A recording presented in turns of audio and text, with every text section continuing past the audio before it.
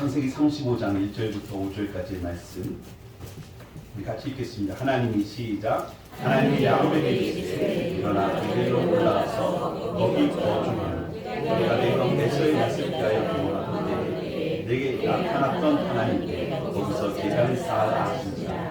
야곱이 이에 자기 집안 사람과 자기와 함께한 모든 자에게 이르되 너희 중에 있는 이방 신상들을 버리고 자신을 정결하게 하고 너희들의 의복을 갖고 있노라. 우리가 일어나 베델로 올라가자. 내 환난 날에 우리의 응답하시고 내가 가는 길에서 나와 함께하신 하나님께서 내가 거기서 제단을 쌓으려 하노라.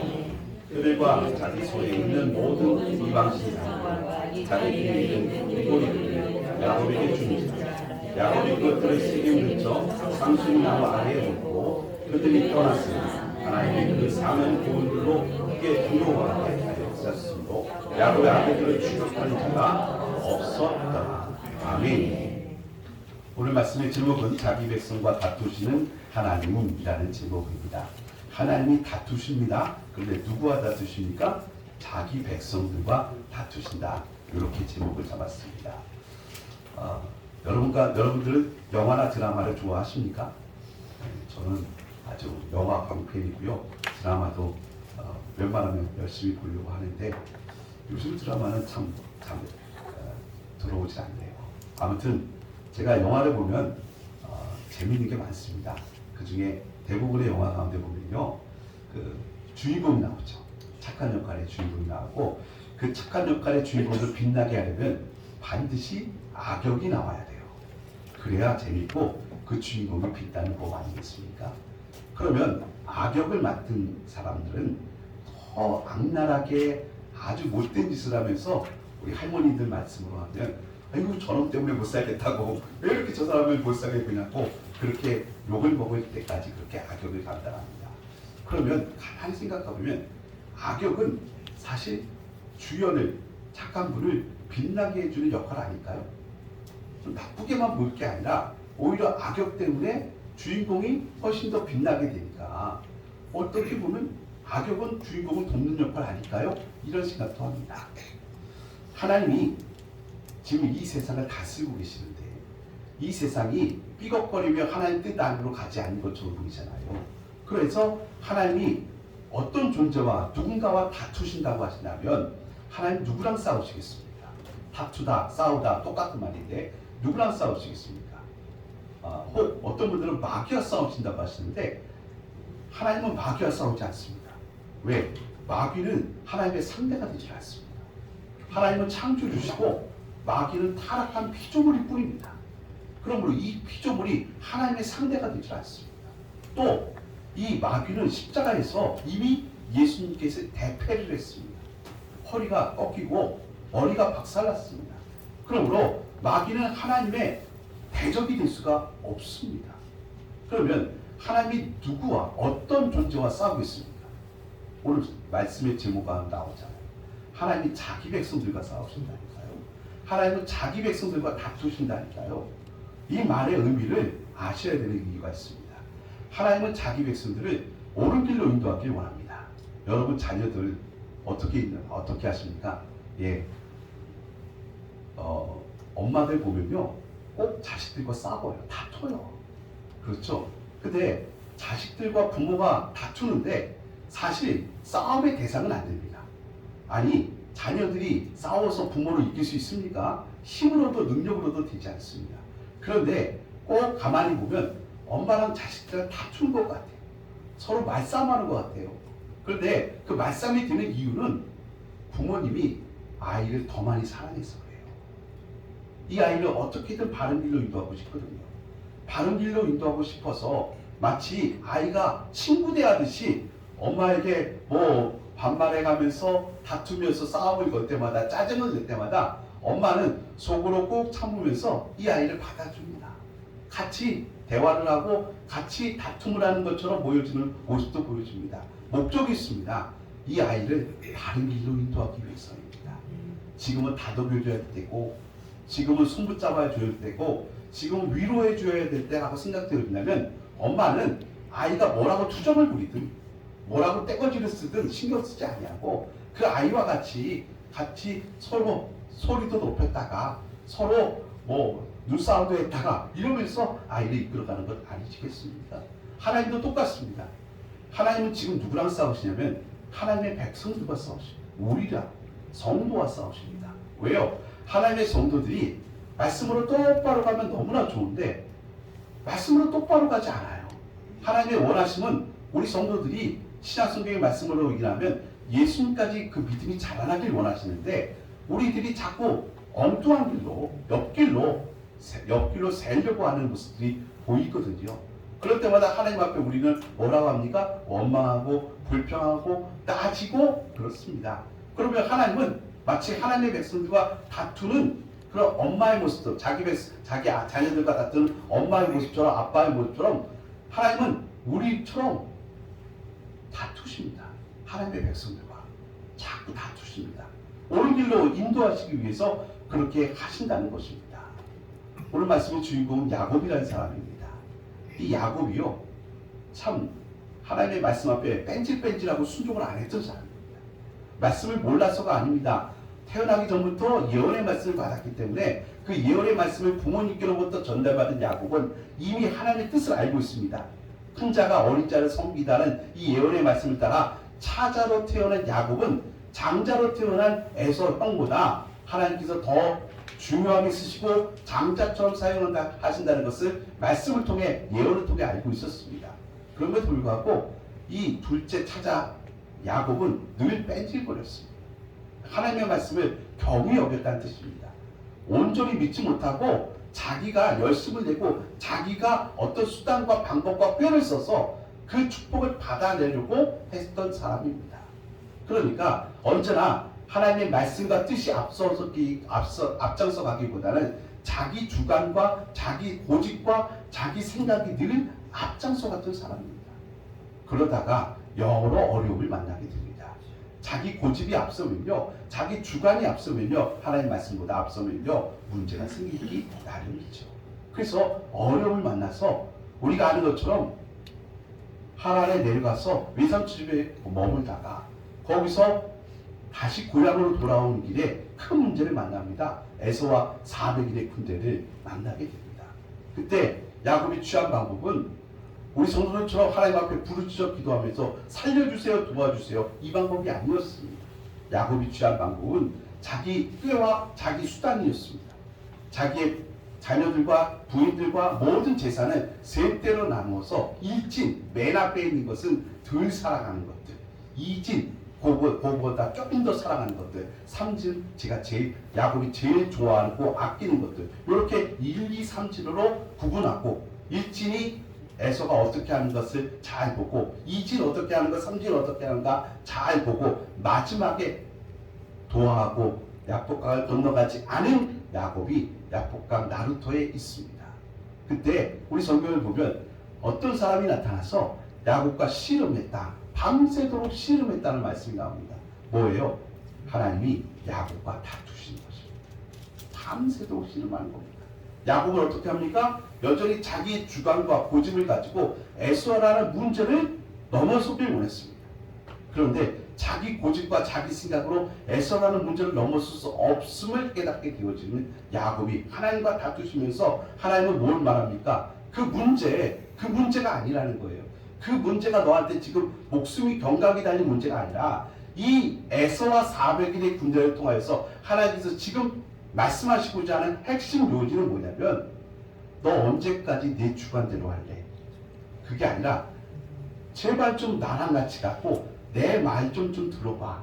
하나님의 뜻 앞에 좀 순종해봐. 나를 의지해봐.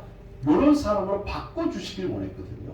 그래서 하나님은 에서라는 문제를 야곱의 앞에, 귀향하는 야곱 앞에 떡하니 두신 것 같습니다. 사실 이스라엘도 마찬가지 아닙니까? 이스라엘의 역사를 보면 참 외적의 공격이 많습니다. 우리 민족과 상당히 유사해요.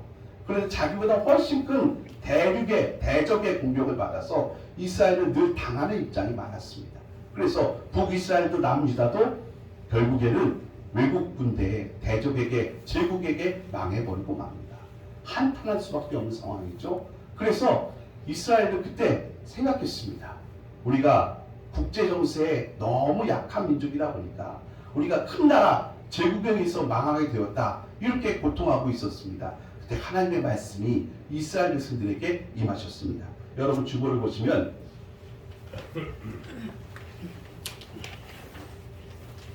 예레미야 2장 4절로 5절 9절 말씀이 기록되어 있습니다. 중주의 말씀 봅시다. 야곱의 집과 이스라엘 집 모든 족속들아 여호와의 말씀을 들으라. 나 여호와가 이와 같이 말하노라. 너희 조상들이 내게서 무슨 불의함을 보았기에 나를 멀리하고 가서 헛된 것을 따라 헛되이 행하느냐. 그러므로 내가 다시 싸우고 너희 자손과도 싸우리라. 여호와의 말씀이라. 자, 이 말씀 읽어보면 하나님이 싸우는 존재가 대적 아수르 바벨론이 아니네요. 하나님이 싸우는 동작을 내가 다시 싸우는데 너희와 너희 자손들과도 싸우겠다고 말씀하십니다. 하나님의 다툼의 대상이 이방 민족이 아니라 이스라엘 백성들이었다는 것입니다. 큰 문제가 닥쳐도 여전히 하나님을 의지하지 아니하고 여전히 하나님보다 자기 힘을 의지하고 자기가 생각하는 외국의 원조를 받았어. 예를 들어서 아수르가 침범하면, 블레셋이 침범하면, 바벨론이 침범하면 이스라엘 백성이 취한 방법이 뭔지 아십니까? 애굽이란 나라의 도움을 청합니다. 애굽에게 원고를 청해서 우리가 애굽의 신하가 될 테니까 우리 좀 도와주세요. 이게 국제 정세 가운데 정치라는 현실 모습 아닙니까? 이스라엘도 그렇게 했다는 거예요. 하나님의 백성들이라 불려지는 이스라엘도 큰 나라가 공격해 오면 우리가 지금까지 친했던 큰 나라 조공을 바치면서 우리가 신한 나라가 될 테니까 우리 좀 이번에 도와주세요. 이스라엘 백성들이 먼저 해야 될 일은 무엇입니까? 애굽에게 도움을 요청하는 게 아니라 하나님께 도움을 요청해야 되잖아요. 근데 여전히 못된 습관이 튀어났던 모습이었습니다. 그때 하나님의 말씀이 이사야를 통해서 이렇게 말씀이 전해집니다. 9장 12절 13절 말씀입니다. 우리 9장 12절 13절 말씀은 같이 읽겠습니다. 앞에는 시작. 앞에는 아람 사람이 뒤에는 블레셋 사람이야. 그들이 모두 입을 벌려 이스라엘을 삼키리라. 그럴지라도 여호와의 진노가 돌이키지 아니하니 그의 손이 여전히 퍼져 있으리라. 그리하여도 그 백성이 자기를 치시는 이에게로 돌아오지 아니하며 만군의 여호와를 찾지 아니하라. 하나님의 한탄이 여기 기록되어 있네요. 뭐라고 하세요? 하나님께서 지금 아람 사람을 통해 블레셋 사람을 통해서 너희들 언제까지 나를 의지하지 아니하고 엉뚱한 것을 의지할래? 하고 막대기로 치셨다는 거예요. 그럼에도 불구하고 여전히 이스라엘이 돌아오지 않는다는 것입니다. 그것을 이사야서 말씀 통해서 더 확실하게 말씀하시는 게 31장 6절, 7절, 8절, 9절 말씀이세요. 자, 한번 읽겠습니다. 시작. 이스라엘 자손들아 너희는 심히 거역하던 자들에게서 돌아오라. 너희가 자기 손으로 만들어 범죄한 은우상, 금우상을 그날에는 각 사람을 던져 버릴 것이요 아수르는 칼에 엎드려질 것이나 사람의 칼로 말미암이 아니겠고 칼에 삼켜질 것이나 사람의 칼로 말미암이 아닐 것이며 그는 칼 앞에서 도망할 것이요 그의 장정들은 목욕하는 자가 될 것이나 그의 반석은 두려움으로 말미암아 물러가겠고 그의 구간들은 빛으로 말미암아 놀라리라. 이는 여호와의 말씀이다. 여호와의 불은 시온에 있고 여호와의 핏물은 예루살렘에 있느니라. 이 말씀 가운데 우리가 중요하게 여긴 말씀 8절이었어요. 8절 말씀 가만히 보세요. 아수르는 칼에 엎드려질 것이나 이스라엘을 괴롭히는 나라가 아수르였거든요. 아수르는 칼에 엎드려질 것이나 사람의 칼로 말미암이 아니겠고 칼에 삼켜질 것이나 사람의 칼로 말미암이 아닐 것이며 사람의 칼이 아니라는 거예요. 아수르가 사람의 칼이 아니었다는 거예요. 여러분 뭐가 무섭고 힘들고 두렵습니까? 우리가 이 땅을 살면서 뭐 힘들고 어렵고 두려울 때가 있거든요. 경제적 문제도 그렇고요. 우리 삶에서 실직을 하거나 우리의 사업장이 흔들릴 때 두렵고 무섭고 떨리거든요. 근데 그게 어떤 것입니까? 다 사람의 칼처럼 보이십니까? 오늘 성경 말씀은 이렇게 말씀하십니다. 그거 사람의 칼이 아니라는 거예요. 너희를 괴롭히는 아수르가 너희들이 볼 때는 국제 정세로 봐서 대국이고 제국이고 아수르란 나라만 쳐다보는데 그거 사람의 칼이 아니라는 거예요. 사람의 칼이 아니면 뭐예요? 하나님의 칼이라는 거예요. 하나님의 칼. 언제까지 너희들은 사람의 칼로 여길 것이냐? 아니라는 거예요. 그 하나님의 칼이라는 거예요. 하나님께서 그들을 이용하셔서 지금 누구를 지금 굴복시키고 누굴 지금 바꾸시길 원하시는 거예요? 이스라엘. 하나님 앞에 앗수가 대단하십니까? 아니에요. 하나님 앞에 앗수르는 아무것도 아닌 거예요. 근데 하나님께서 앗수르를 통하여 이스라엘을 지금 침공하게 하는 이유가 있다는 겁니다. 하나님 지금 누구랑 싸우시기 때문에? 이스라엘과 싸우시기 때문에. 하나님을 의지하지 아니하고 고집불통인 이스라엘. 여전히 이 세상 다른 민족, 이방 민족처럼 어려운 일 생기면 애굽을 의지하고 어려운 일이 생기면 금원부와 조공으로 가서 우리 좀 살려주세요 하고 벌벌 떠는 이스라엘 향하여서 언제까지 너희들 그럴래? 하나님을 경외하는 나라 민족이 되어야 되는데 나를 붙잡고 의지하는 나라가 되는데 언제까지 너희들 세상 사람들처럼 살래? 하나님 그들을 바꿔주길 원했기 때문에 사람의 칼이 아닌 하나님의 칼로 앗수를 이용하신 거였거든요. 너희들 깨달으라는 겁니다. 여러분 오늘 본문 말씀이 창세기 35장이거든요. 35장 그 끝부분에 같이 한번 읽어보겠습니다. 몇 말씀 보시냐면요. 10절 말씀입니다. 창세기 35장 10절 야곱이 하나님이 그에게 이르시되 이 부분입니다. 창세기 35장 10절 하나님이 그에게 야곱이죠. 하나님이 그에게 이르시되 내 이름이 야곱이지만은 내 이름을 다시는 야곱이라 부르지 아니하고 이스라엘이 내 이름이 되리라 하시고 그가 그의 이름을 이스라엘이라 부르시고 지금 이 말씀 어디서 읽어봤죠? 두 번째 말씀하시는 거예요. 야복강에서. 그렇죠? 야복강에서 이미 하나님이 야곱에게 너의 이름을 야곱이다마는 이제부터는 이스라엘이라 하려고 말씀을 주셨거든요. 그런데 지금 35장은 야곱이 베델에 올라간 그 자리거든요. 거기서 똑같은 말씀을 주세요. 그러면 같은 말씀을 반복하시는 거죠. 왜 하나님은 같은 말씀을 두 번이나 반복하십니까? 이거 옛날에 주셨던 말씀 아니에요? 이렇게 얘기할 수 있어요. 자, 하나님께서 야복강에서 똑같은 말씀을 주셨어요. 근데 그때 야복강에 똑같은 말씀을 주셨는데 오늘 본문 35장 1절 말씀 보실까요?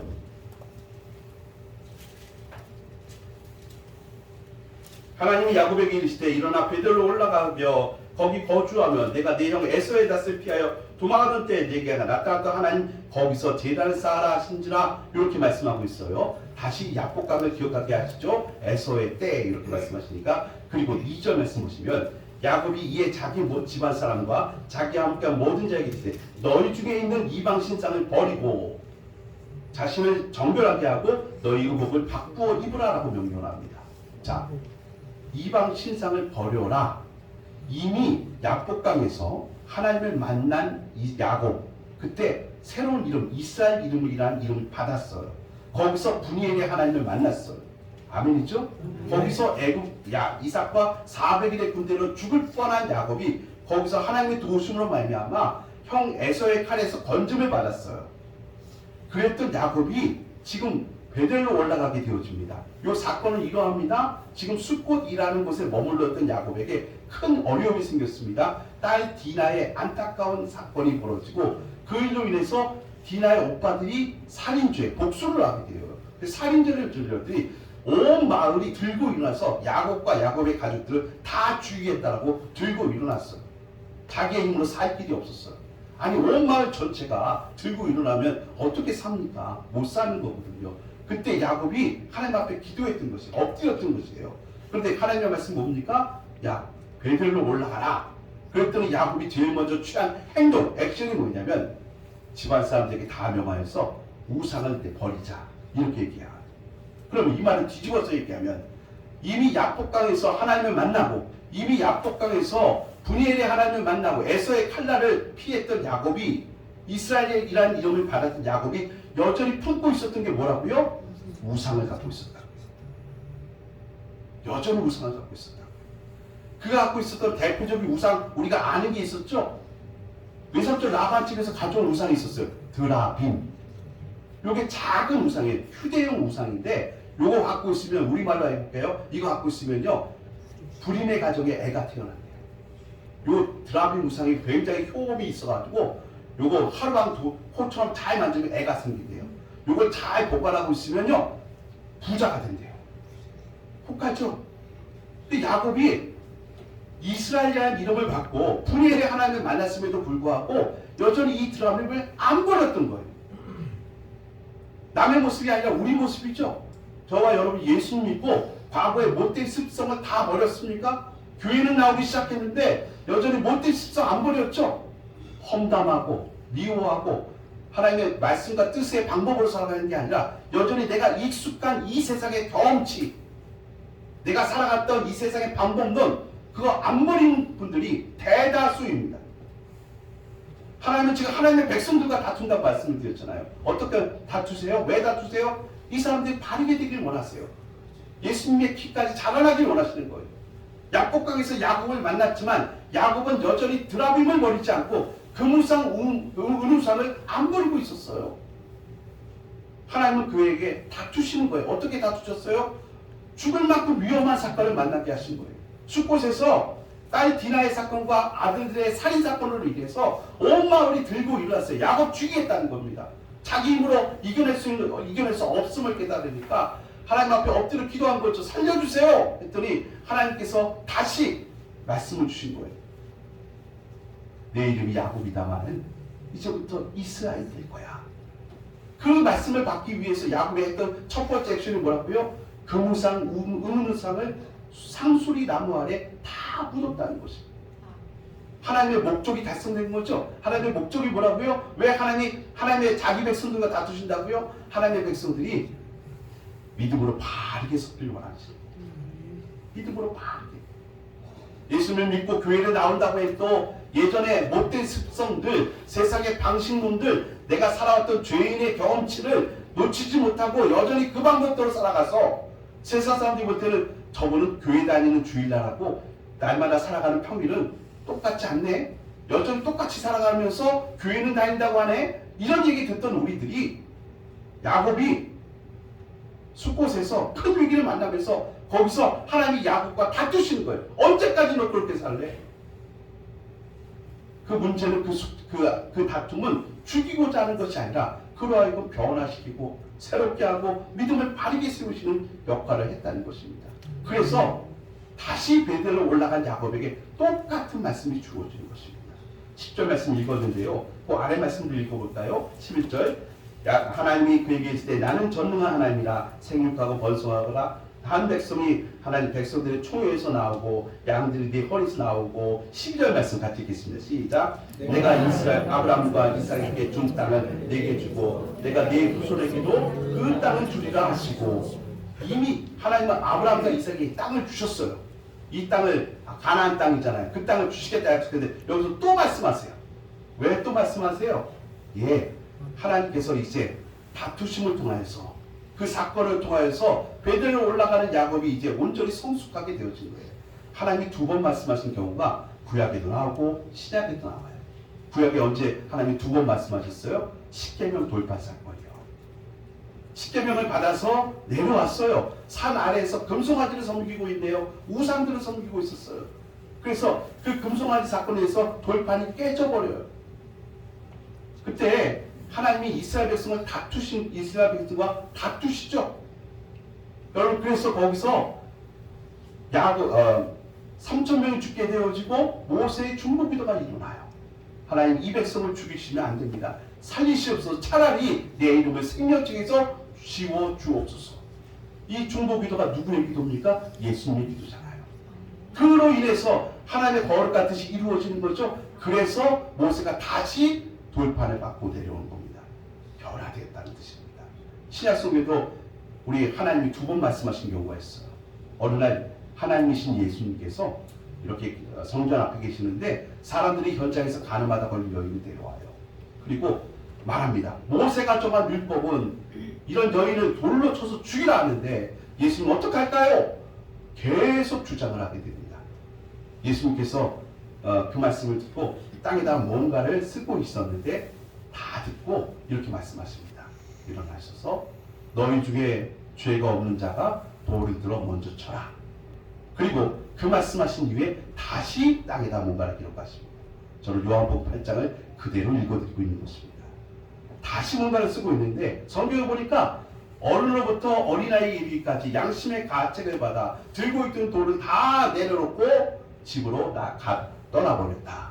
대적들이 물러갔죠. 그런데 거기서 하나님께서 원하시는 것 두 번 말씀하셨으면 거기서 뭐예요? 하나님의 백성이 말씀이 성취되어 믿음이 확정되어지고 옳은 길로 가게 되는 거죠. 거기에 하나님의 백성이 누가 있었습니까? 현장에서 가늠하다 걸린 여인. 그 여인이 있었습니다. 그 여인에게 말씀하죠. 다 어디 갔니? 다 떠나갔습니다. 그때 예수님께서 가운데 있는 여인에게 말합니다. 나도 너를 정죄하지 않냐. 다시는 죄를 범하지 말라. 예수님의 말씀이 뭐라고 하시냐면 너희 중에 죄가 없는 자가 돌로 쳐라고 하셨죠. 그러면 딱 한 분만 돌을 들어야 됩니다. 이 명령 앞에 순종하셔야 됩니다. 이 명령 앞에 돌을 들어야 될 분이 누구십니까? 예수님이십니다. 그분만 죄가 없기 때문에 그렇습니다. 근데 예수님께서 그 명령에 자기에게 낸 명령이에요. 죄 없는 자가 돌을 들어 치라고 하시니까. 그런데 거기서 예수님께서 그 여인을 향해 돌을 던지지 않습니다. 나로 너를 정죄하지 아니하노니. 그럼 이 말씀은 불순종하고 이 말씀은 응답되지 않은 걸까요? 아닙니다. 그 돌을 어디서 맞으셨습니까? 여인이 맞은 게 아니라 그 명령을 내리신 예수님께서 대신 십자가 위에서 맞으셨습니다. 그래서 나도 너를 정죄하지 아니하노니 이 모든 죄값을 예수님께서 대신 지시고 죽으신 것입니다. 말씀이 성취되어지고 이 여인이 다시는 가서 죄를 범하지 않는 새로운 여자가 되게 되는 거죠. 하나님은 오늘 우리와 다투십니다. 내가 예수님을 믿고 오늘 예배당에 왔는데요. 맞아요. 잘하셨어요. 그런데 하나님이 원하시는 것은 몸이 성전들을 밟는 것 그것만 원하시는 게 아니라 우리의 전 인격이 온전히 변화되길 원하십니다. 아멘. 우리의 믿음의 피가 예수님까지 자라기 원하십니다. 아멘. 내가 예배당에 왔지만 약복강에서 하나님과 씨름하여서 거기서 다투어서 에서의 칼을 피하는 큰 축복도 받았지만 여전히 야곱은 우상, 금우상, 은우상을 버리지 않고 있었습니다. 그랬던 야곱이 하나님께서 계속 야곱과 다투시면서 너 언제까지 그렇게 살래? 숫곳에서 큰 위기를 만나게 됩니다. 그 위기 끝에 야곱이 결정한 것이 있습니다. 우리는 모든 우상을, 금우상, 은우상을 상수리 아래 묶고 이제 떠나가자. 그랬더니 어떤 역사가 벌어졌습니까? 오늘 본문의 마지막 절이었습니다. 마지막 절 같이 읽겠습니다. 35장 5절 말씀입니다. 시작. 그들이 원하시는 말씀을 야곱의 아들을 죽여가는 자가 없어져라. 야곱이 지금 무엇 때문에 무서워하고 두려워했습니까? 온 마을이 야곱을 죽이려고 합니다. 지금 살인죄를 범한 야곱의 아들 때문에 여러분 살인죄는 어떻게 됩니까? 눈으로 이는 이로 갚아야 됩니다. 반드시 복수해야 합니다. 온 마을이 거기에 들고 결의를 하고 일어난 겁니다. 이건 돌이킬 수 없는 이야기입니다. 그런데 여러분 아십니까? 하나님과의 모든 관계가 해결됐어요. 금은상을 은문상을 버리지 않던 야곱이 거기서 하나님의 다투심을 통하여서 맞아. 내가 약복강에서 하나님 만났어도 예수 믿고 교회 다니기 시작해도 여전히 버리지 않던 옛 습성들을 과감하게 이제 버리기로 작정하여서 믿음의 진보를 이루었습니다. 성숙을 이루었습니다. 하나님의 목적이 달성되었습니다. 그랬더니 어떻게 됐습니까? 인생의 문제가 단박에 해결되어 버렸습니다.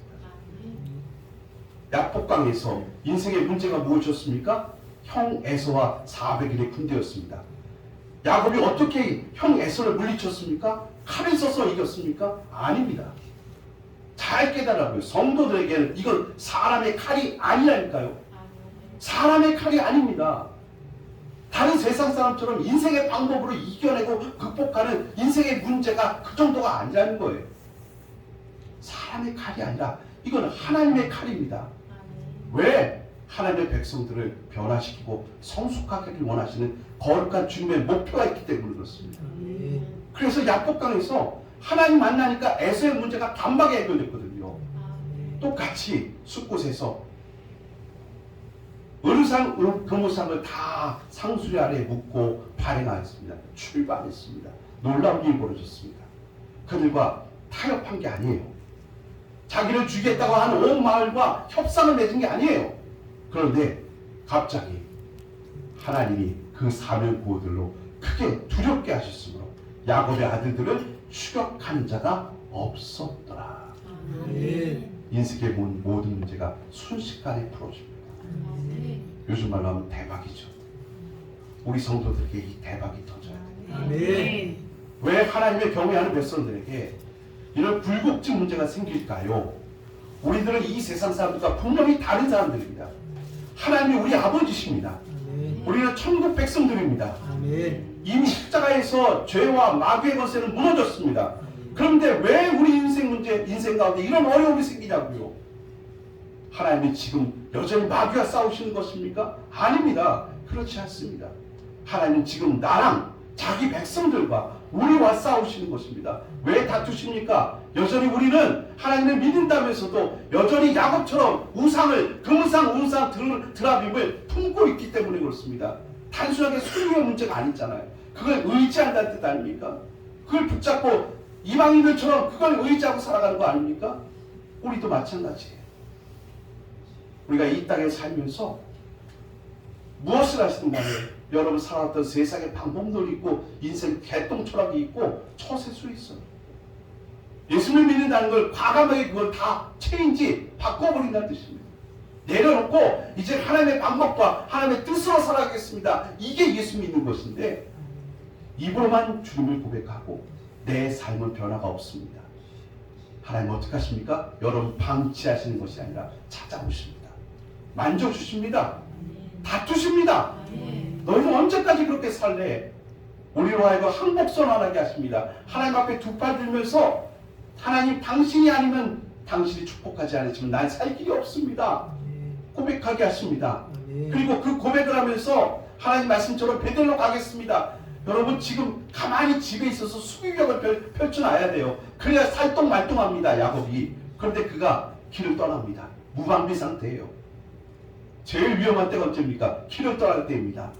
그런데 하나님 명령은 베델로 떠나가라는 겁니다. 모든 우상을 묻고 떠나가라. 놀랍게도 객사한 것이 아니라 그 사면골로 하나님을 두려워하게 하여서 아무도 야곱을 추격한 자가 없게 하셨더라. 아멘. 인생의 모든 문제는 이제 역할이 끝났습니다. 악역을 했던 역할이 끝난 것이에요. 저는 이 기가 막힌 기적과 축복이 우리에게도 나타날 줄 믿습니다. 아멘. 우리가 하나님과 씨름합시다. 아멘. 여전히 내 안에 내 속에 남들은 모르겠지만 내가 갖고 있는 여전히 하나님보다 다른 것 의지하고 있는 것들, 우리가 부를 노래의 제목처럼 내가 주인 삼은 어떤 게 있거든요. 어떤 사람은 돈이 주인인 분들이 있어요. 그 돈으로 뭐든지 다 할 수 있다고 맹신하는 거죠. 어떤 사람은 인간관계라고 생각하는 분이 있어요. 사회생활 별거 아니야. 인간관계가 최고야. 어디에 줄을 대느냐가 최고야. 그 줄이 나를 살려주는 거야. 그걸 하나님보다 더 주인 삼은 분들도 있습니다. 여러분 자기 머리 똑똑하다는 분들도 그 머리로 주인 삼는 거죠. 여러분 주인 삼은 모든 거 내려놓으십시오. 하나님 내버려 두지 않으실 것입니다. 하나님 여러분과 다투실 것입니다. 그것만 인생의 불국진 문제를 만나게 하셨더라도 여러분을 자꾸 잡아뜨리시더라도 항복하게 하실 것입니다. 여러분을 변화시키고 우리의 믿음을 성숙시키고 주님에게까지 자라나게 하는 게 우리의 하나님의 거룩하신 뜻이기 때문에 그렇습니다. 그 영광의 날 여러분 두 손 들고 하나님 이제 하나님 마음대로 해주세요. 살든지 죽든지 하나님 뜻대로 해주세요 하고 하나님만 딱 붙잡으면 어떻게 해요? 말씀이 이루어지는 겁니다. 아멘. 사명고리 하나님도 야곱을 추격하는 자가 없었더라. 모든 인생의 문제는 하나님과의 관계가 1번입니다. 그것이 풀어지면, 그것이 해결되어지면 하나님께서 지금까지 막대기처럼 쓰셨던 모든 도구들은 일순간에 해결될 줄 믿습니다. 아멘. 2026년 새해지만 여전히 이 불경기와 불안과 불투명성과 불확실성이 넘치고 있는 이 시대를 살아가면서 내 개인적인 인생도 마찬가지 아니십니까? 다들 불안해하시는 이유가 뭘까요? 불확실성. 내일 일을 모르겠다는 거예요. 어떻게 될지 모르겠다는 거예요. 이 불확실성 가운데서 어떻게 해야 지혜로운 대처법이 되겠습니까? 강대국을 붙잡는 거예요. 여러분 집안에다 금덩어리를 쌓아놓는 거예요. 세상은 그렇게 나아가지만 하나님은 이렇게 말씀하십니다. 사람의 칼이야 그거 아니야. 사람의 칼이 아니라니까. 하나님의 칼이 여러분과 지금 다투시는 건데 언제까지나 사람의 칼로 여기고 사람의 칼이니까 칼로 마주하려고 하느냐. 하나님의 칼은 그런 방법으로 이기는 게 아니야. 우리가 항복 선언할 때 하나님은 이스라엘 네가 하나님과 및 사람들과 겨루어 이긴 자가 될 거야 하고 말씀해 주십니다. 그 믿음의 성숙에 저와 여러분이 열심히 도달하려고 너 하나님과 씨름하는 자. 그래서 하나님 앞에 두 손 들었더니 하나님께서 모든 내 삶의 환경들과 어려움들과 걸림돌을 순식간에 평정시켜주는 이 아름다운 결과가 기적이 올해 꼭 일어나기를 주의 이름으로 축원해 드립니다.